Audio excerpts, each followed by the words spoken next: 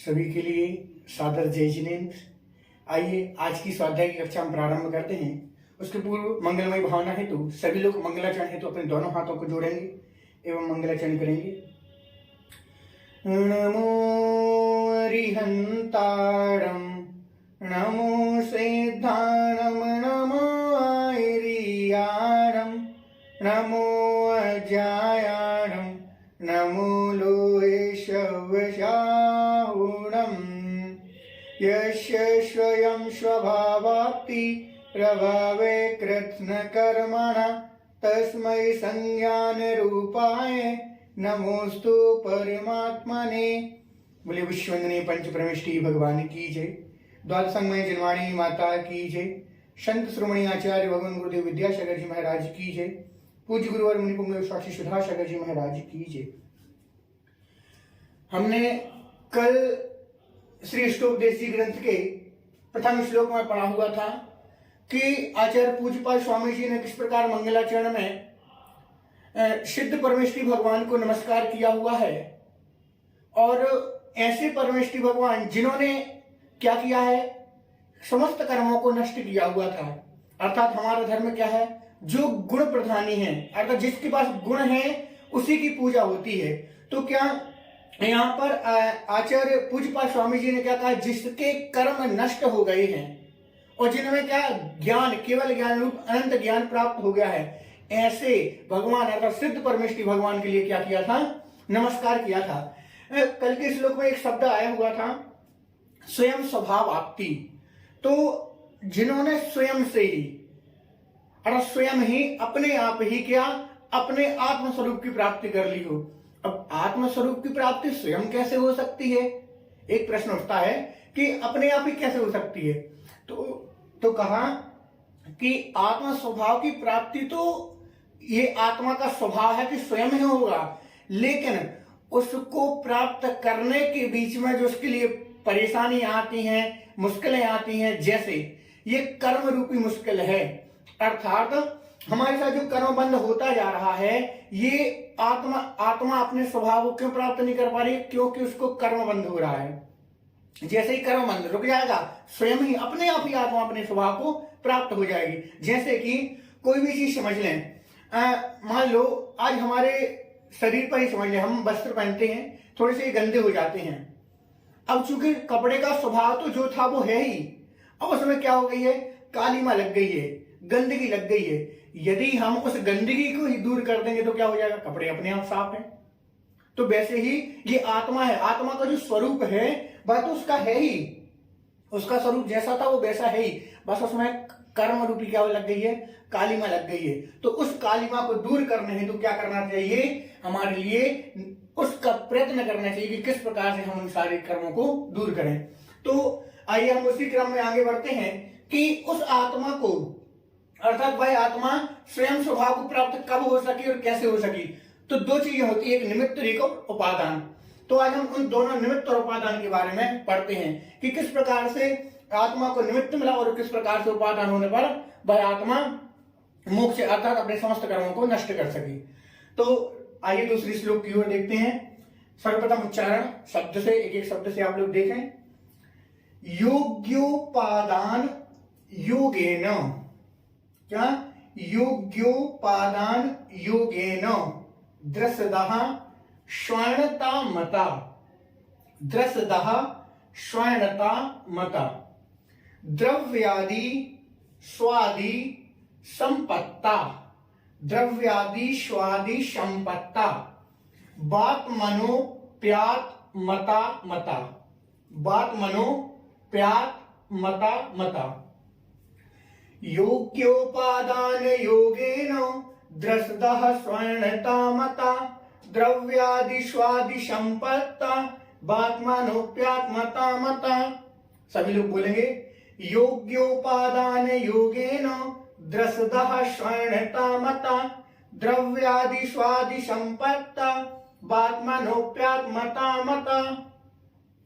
सभी लोग एक बार पुनः, योग्योपादान योगेन द्रसदः स्वर्णता मता द्रव्यादि स्वादि संपत्ता बात्मनोप्यात मता मता। अर्थ देखते हैं।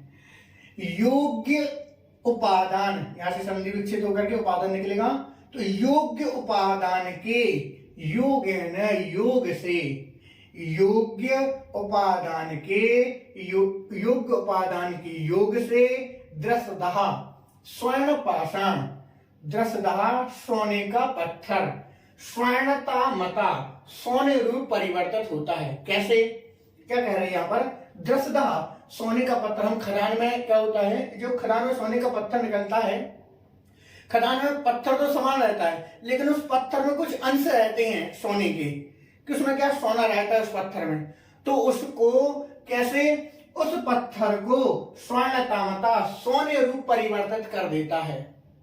कैसे, तो जो पत्थर, ये तो पत्थर था, अब पत्थर को सोने रूप क्या किसने किया और कैसे किया, उसको सही निमित्त मिला, उस पत्थर के लिए सही निमित्त, कैसा, इस पत्थर के लिए सही निमित्त क्या मिला, जैसे कोई उस पत्थर को जानने वाला था कि भाई इसमें सोना है, इस प्रकार से इसमें सोना, इसको निकालने वाले का निमित्त मिला, किसको हम कैसे निकाल सकते हैं, निकालने के बाद उसको शुद्ध करने वाले का संयोग मिला, कि निमित्त मिला कि किस प्रकार से हम इसको शुद्ध कर सकते हैं। तो इस प्रकार से इसको क्या, इस सोने के पत्थर को न्यारिया रूप, सुनार रूप, जानकार रूप, ज्वेल, ये विभिन्न प्रकार से उसको निमित्त मिले, तब जाकर के इस पत्थर ने क्या किया, सोने रूप, स्वर्णता मता सोने रूप उसको परिवर्तित किया। पहले तो पत्थर था लेकिन निमित्त अच्छा मिलने पर उसने क्या किया, अपने आप को सोने रूप ढाल दिया था, उसमें से सोना सोना अलग कर दिया, सोना निकाल लिया। वैसे ही द्रव्यादि स्वादि संपत्ता, अब बात करते हैं हमारी कि हमें क्या है, तो द्रव्यादि सु, यहां पर सु निकलेगा, सु आदि, सु द्रव्य आदि, यहां पर सु आदि निकलेगा, तो सु द्रव्य आदि, क्या, द्रव्य, क्षेत्र, काल और भाव, ये चार चीजें लेना है, सुद्रव्य, सुक्षेत्र, सुकाल और सुभाव। क्या क्या, सुद्रव्य, सुक्षेत्र, सुकाल और सुभाव, ये चार प्रकार के संपत्ता, यहाँ पर हो जाएगा, संपत्ता हो जाएगा, तो ये चार प्रकार की संपत्ति रूप, ये क्या है, संपत्ति है, कि चार प्रकार की द्रव्यादि रूप संपत्ति मिलने पर यहां पर क्या निकला, आत्मनः अपि, यहां पर निकलेगा अपि, आत्मनः अपि, ये बा ऊपर चला जाएगा तो संपत्ति हो जाएगा, तो आत्मनः अपि, आत्मा भी, आत्मा भी किससे, सुद्रव्यादि संपत्ति के मिलने पर, आत्मनः अपि, आत्मा भी आत्ममता मता, आत्मता रूप परिवर्तित हो जाती है, परिणत हो जाती है, अर्थात उसको आत्मा का आत्मपना मिल जाता है। कैसे, सुद्रव्य क्षेत्र आदि संपत्ति मिलने पर। यहां पर क्या था, उस पत्थर के लिए क्या निमित्त मिला, इस पत्थर के लिए जानकार मिले, सोनारिया मिला, इत्यादि सभी प्रकार की संपत्ति मिली। उसी प्रकार इस आत्मा के लिए क्या मिला, सुद्रव्य, सुक्षेत्र, सुकाल और सुभाव रूप, ये इस चारों प्रकार की संपत्ति मिली। तब जाकर के इस आत्मा ने क्या किया, इस आत्मा ने आत्मतामता अर्थात अपने आत्मस्वरूप को प्राप्त किया। पुनः एक बार अर्थ देखें, योग्य उपादान के योग से, योग्य उपादान के योग से द्रसदः सोने का पत्थर, स्वर्णतामता स्वर्ण रूप, मता अर्थात मता अर्थात स्वर्ण रूप परिवर्तित हो जाता है। कब, उसके लिए योग्य निमित्त मिलने पर। वैसे ही सुद्रव्य, सुक्षेत्र, सुकाल और सुभाव, ये चार संपत्ति मिलने पर, इस प्रकार की संपत्ति मिलने पर आत्मनापि, आत्मा भी आत्ममता मता, आत्मा का आत्मारूप परिणत हो जाती है। आत्ममता अर्थात उसके लिए आत्मना, उसको अपनी आत्मा का ज्ञान हो जाया करता है और आत्मा का अपने स्वरूप को प्राप्त कर लेती है। अब ये क्या है, अब ये तो हमने समझ लिया कि सोने को शुद्ध करने के लिए न्यारिया होता है, सुनार होता है, सारी चीज होती है। उसके बाद सुद्रव्य, क्षेत्र, काल, भाव क्या है, तो सु अर्थात अच्छे, द्रव्य, क्षेत्र, काल और भाव।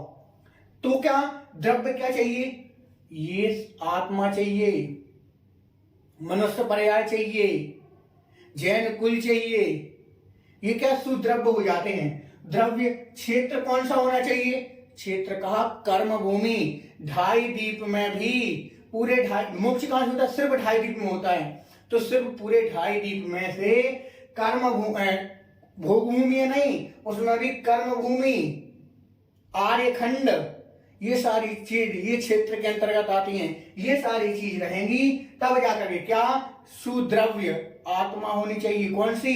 भव्य आत्मा। दो आत्मा होती है, भव्य का भव्य।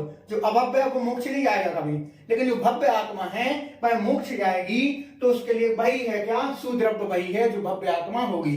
तो सुद्रव्य में भव्य आत्मा, ये अभी आत्मा है ना। सुद्रव्य क्षेत्र में कर्म भूमि, आर्यखंड, 2.5 दीप के अंदर में ही है ना। द्रव्य क्षेत्र काल, चतुर्थ काल होना चाहिए। अब देखिए काल कितने प्रकार के? 6 प्रकार के होते हैं, है ना। अभी कौन सा चल रहा है? पंचम काल चल रहा है। तो सिर्फ और सिर्फ उन 6 कालों में से मोक्ष कौन से काल में है? चतुर्थ काल में। बस सिर्फ और सिर्फ चतुर्थ काल में ही मोक्ष है। हम कई बार जन्म ले चुके चतुर्थ काल में, लेकिन सही द्रव्य नहीं मिला होगा, हो सकता है अंतरिक्ष भी हो सकता है क्षेत्र नहीं मिला। तो समय सिर्फ क्या चतुर्थ काल में होना ही जरूरी है, इसके साथ सारी चीजें होना जरूरी है। उसके बाद वज्र विषम नारा शयनन भी होना जरूरी है। तो द्रव्य चेत काल भाव। तो यदि भाव भी यदि हमारे अच्छे नहीं हुए, हमारे भाव नहीं बन रहे हैं कि हमारे व्रत संयम के भाव नहीं है, मुनिपन बनने के भाव नहीं बने थे, ये विभिन्न प्रकार से यदि भाव भी अच्छे नहीं है तो हमारे लिए मोक्ष तब तक नहीं होगा। तो क्या ये 4 रूप संपत्ति होना बहुत आवश्यक है। क्या? द्रव्य, भव्य जीव की आत्मा होनी चाहिए। क्षेत्र कौन सा होना चाहिए? 2.5 दीप के अंतर्गत आर्य क्षेत्र, उसमें भी क्या कर्म भूमि होना चाहिए, भोग भूमि या जीव को नहीं होता। द्रव्य क्षेत्र काल कौन सा? चतुर्थ काल होना चाहिए। भाव भी निर्मल होने चाहिए, मुनि बनने के भाव होने चाहिए। किसी प्रकार से किसी भी तरीके से ऐसी भावना हो जिससे हम मोक्ष जाने से रह सकें। तो क्या इन चारों चीजों को क्या बहुत आवश्यक माना गया है? किस लिए? आत्मता के लिए, आत्मता प्राप्त करने के लिए। तो इन चारों चीजों को वज्र विषम नारा शयनन, क्षेत्र, काल, भाव इत्यादि इन सबको संपत्ति के मिलने पर आत्मा भी आत्मता अर्थात अपने आत्म स्वरूप को प्राप्त कर पाती है। यदि ये चारों संपत्ति नहीं मिलती हैं तो वह क्या अपने आत्म स्वरूप को प्राप्त नहीं कर पाती है। तो ये चारों चीजें होना बहुत आवश्यक है। तो आपको आया समझ इस प्रकार से कि इस सोने के पत्थर के लिए जो पत्थर अभी खदान में था उसके लिए शुद्ध न्यारी इत्यादि मिला, उसके लिए सही जानकार मिला, तब जाकर के इस पत्थर ने भी क्या सोने रूप अपने आप को बनाया। इस पत्थर ने अपने आप को सोने रूप बनाया। वैसे ही इस जीव के लिए क्या द्रव्य आदि रूप संपत्ति मिली, तब जाकर के इस आत्मा ने भी अपने आप को आत्मता अर्थात अपने आत्म स्वरूप की ओर परिवर्तित किया, फिर अपने आत्म स्वरूप को प्राप्त किया। तो इस प्रकार से दोनों श्लोक होते हैं। कल मंगलाचरण पर पढ़ा हुआ था कि सिद्ध परमेष्टि भगवान को नमस्कार करने के बाद अब उसमें जो शब्द आया था कि स्वयं स्वभावाप्ति, तो स्वयं स्वभावाप्ति हेतु निमित्त और उपादान की सिद्धि हेतु कि उस जीव के लिए सही निमित्त और उपादान मिला, तो उसने क्या किया? स्वयं स्वभावाप्ति, अपने स्वयं स्वभाव की प्राप्ति कर ली। अब इसके बाद आने वाले श्लोकों में पढ़ेंगे कि किस प्रकार से कि कोई कहता है कि हमें मोक्ष नहीं मिल रहा है, अभी पंचम काल है, क्या करना है, ये सारी क्रियाओं को क्यों करें, तो उसका समाधान आगे आचार्य महाराज पूज्यपाद स्वामी जी आगे वाले श्लोक में करेंगे। तो उस आगे वाले श्लोक को पढ़ने के लिए आप पुनः कल इसी कक्षा में जुड़े, श्लोक क्रमांक 3 हेतु अध्ययन करेंगे। आज के लिए इतना ही। आप सभी लोग इसका निरंतर रूप से स्वाध्याय करें और साथ ही हमारे साथ में जुड़ करके पूरे ग्रंथ का अध्ययन निर्विघ्न समाप्त करें। सभी के लिए जय जिनेन्द्र।